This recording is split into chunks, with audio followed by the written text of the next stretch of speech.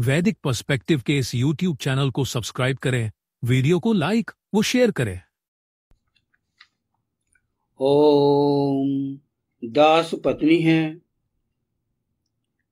अहि गोपा अतिष्ठन् अनिरुद्धः आपः पणिनेव गावः अपा बिलम अपहितम यद आसीत वृत्रम जघन्वा अप तद ववार। दास पत्नियां अप्सराएं अहि द्वारा गुप्त या सुरक्षित रोक रखी गई थीं, जैसे पणि द्वारा गायें। अप्सराओं का बिल जो ढका हुआ था उसी वृत्र का हनन करने वाले ने पूरी तरह खोल दिया। यह जो मंत्र जो लिया गया वह ऋग्वेद के प्रथम मंडल के 32वें सूक्त का यह 11वां मंत्र है, एकादश या 11वां मंत्र है।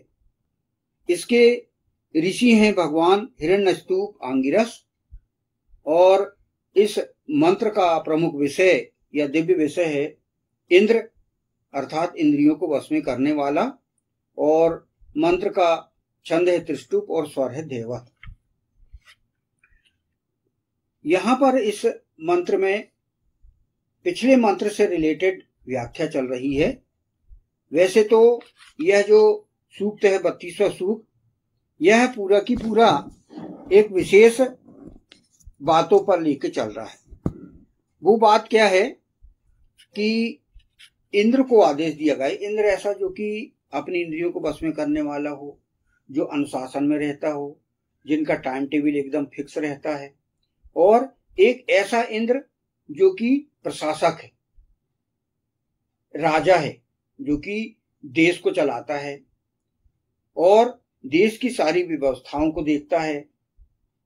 नभ सेना, जल सेना और थल सेना, ये सभी सेनाओं का संचालन करता है वो, यानी सेनापतियों को भी आदेश है इसमें। फिर प्रमुख रूप से जो राष्ट्र के प्रमुख हैं उनको भी है, इसमें राष्ट्रपति शामिल हैं, प्रधानमंत्री शामिल हैं, और राष्ट्र के प्रमुख शामिल हैं, राष्ट्राध्यक्ष शामिल हैं, ये इनको कहा गया है। वो मैटर ये चल रहा है कि व्यक्ति जो किसी भी विचारधारा से प्रभावित हो जाता है तो बहुत सी उसमें विचारधारा ऐसी होती है जो कि वेद विरुद्ध होती है, सिस्टम के विरुद्ध होती है। ईश्वर नहीं चाहता कि लोग उस विचारधारा से प्रभावित होकर और अपना जीवन को बर्बाद करें, बल्कि ऐसी विचारधारा जो कि अच्छी हो, जो कि वेदानुकूल हो, उनको पालन करने वाले व्यक्ति हों, और कहने का मतलब अच्छे कर्म करने वाले हों, सुकृत हों, और उसके विपरीत विचारधारा वाले जो बहुत ही बेकार की विचारधारा जो कि लोगों को मृत्यु की ओर ले जाती है, तो वो दुष्ट लोग कहलाएंगे। तो वो दुष्टों को, ऐसे दुष्टों को हनन करने की बात यहाँ कही गई है जो कि जनहित में नहीं है। ऐसी बात, ऐसी विचारधारा वो जनहित में नहीं है। ऐसे लोगों को मृत्यु दंड देने की बात की गई है, जिससे कि अति हानि हुई हो उसमें दंड। एक ये जो है सूक्त एक यानी कि दंड संहिता है, दंड विधान है कि कैसे व्यक्तियों को आप दंड दो, कुछ को छूट दो, कुछ को मौका दो, अवसर दो कि भाई सुधार का अवसर दो, वो अपनी आदतें सुधार लें, अपनी वृत्रत्वपूर्ण आदतें सुधार लें, दुष्टत्वपूर्ण आदतें सुधार लें, उनको कम दंड दें। और जो सुधर ही नहीं रहे हैं, जिनकी प्रवृत्ति सुधर ही रही है, जो कि नरसंहार कर रहे हैं, किसी का अनहित, जिसका हित वो नहीं, माने मर्डर ही कर रहे हैं, खून खराबा कर रहे हैं, है ना, बलात्कार कर रहे हैं, यौन शोषण कर रहे हैं, और यौन शोषण करके लड़कियों और औरतों को मार भी रहे हैं, तो ये तो महान अत्याचार हो गया, है ना। तो ऐसे लोगों को दंड देने की बात यहाँ पर कही गई है। प्रथम मंत्र से लेके यहाँ पर 10वें मंत्र तक हमने समझा है कि उनको किस प्रकार की जो है व्यवस्था के अंदर चलना है और उनको कैसे दंड देना है। तो मतलब एक दंड विधान है वेद में। वेद एक दंड विधान संहिता है और उसमें उदाहरण दे के भी बताया गया है कि ऐसा यदि हो सकता है, ऐसा हो सकता है तो राज्य नायकों को ऐसा ऐसा करना चाहिए। एक कार्यनीति बताई गई है।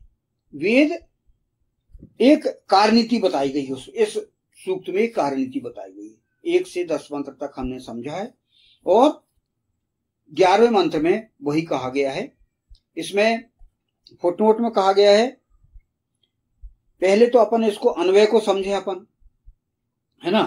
मंत्र का अन्वय, दास पत्नी है आपह अर्थात दास पत्नियां अप्सराएं, अहि गोपाह अर्थात अहि द्वारा गुप्त सुरक्षित, निरुद्धाः अतिष्ठन अर्थात रोकी रखी गई थी, पणिना इव गावः अर्थात जैसे पणि द्वारा गायें, अपाम अर्थात अप्सराओं का, बिलम अर्थात बिल, यत अर्थात जो, अपहितम अर्थात ढका हुआ है, आसीत अर्थात था, तद अर्थात उसे, वृत्रम जघन्वान अर्थात वृत्र का हनन करने वाले ने, अब ववार अर्थात पूरी तरह खोल दिया।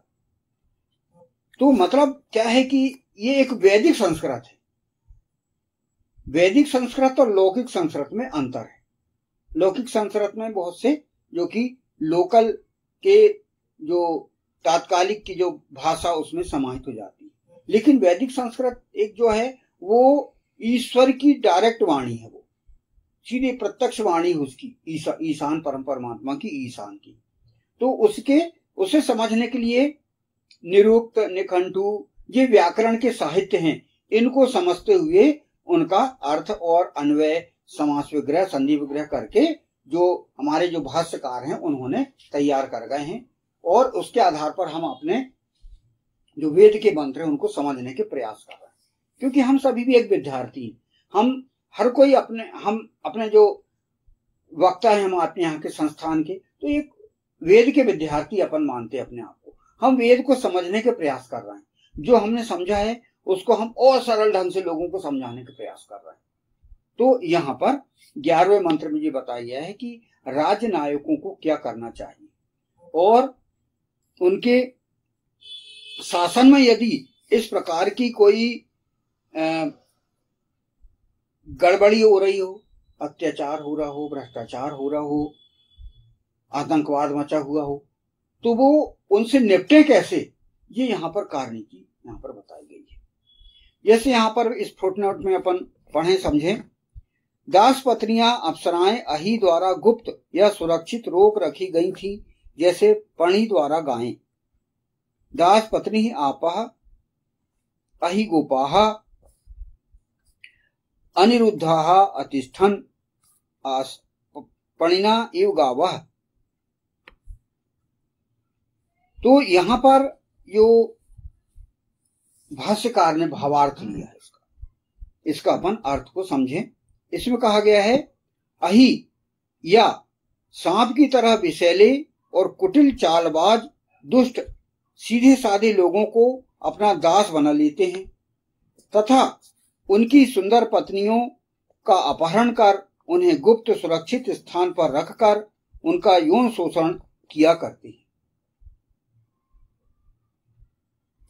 हर प्रकार का अत्याचार वे मानवों पर किया करते हैं। पुरुषों से दास का कार्य तथा उनकी सुंदर पत्नियों का यौन शोषण प्रायः हर काल में, हर युग में दुष्टों के द्वारा किया गया है। संपूर्ण विश्व इतिहास दुष्टों के ऐसे अत्याचारों से भरा पड़ा हुआ है।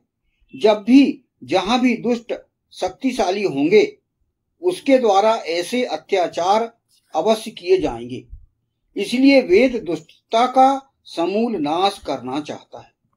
यानी राजनायकों को जो कि अपनी इंद्रियों को वश में करने वाले हैं, उनको एक ये बात बताई गई, ये कार्यनीति दी गई है कि यदि ऐसे व्यक्ति, क्योंकि समाज में यहां पर यह कहा गया कि समाज में किस प्रकार के लोग पाए जाते हैं और कैसे वो यहां पर बताए गए हैं, ऐसे जो कि जो है हम उनको अपन वो करें।